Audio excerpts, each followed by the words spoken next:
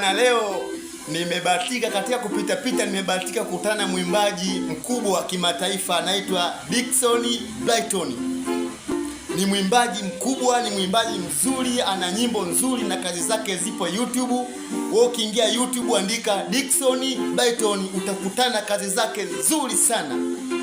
Na sio mwimbaji tu, Mungu amembariki, amempa ujuzi wa upigaji wa gitaa. Ni mpigaji mzuri sana wa gitaa. Yaani wewe kama una kazi zako, kama unahitaji kuimba, wewe mtafute Dickson. Anapiga vizuri sana. Hebu kwanza msikilize kidogo. Niko na Dickson hapa. Huyu hapa Dickson. Dickson ndio huyu hapa. Hebu sikiliza kwanza anapopiga gitaa. Mpigaji mzuri sana na pia mwimbaji mzuri wa kimataifa. Ana kazi zake nyingi zipo YouTube. Ukiingia YouTube andika Dickson Brighton.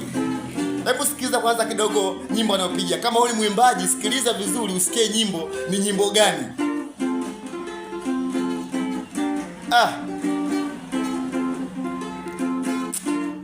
Nasikia uwepo unashuka tu. Kama kweli wewe ni mwimbaji, hiyo ni pambio gani?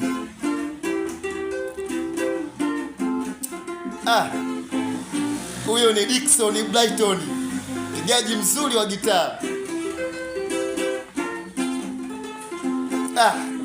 Kama vile Mkongo bwana. Ni kama vile mtu wa Kongo anapopiga gitaa.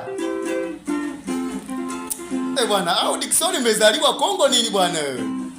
Maana sikia uwepo unashuka. Amina.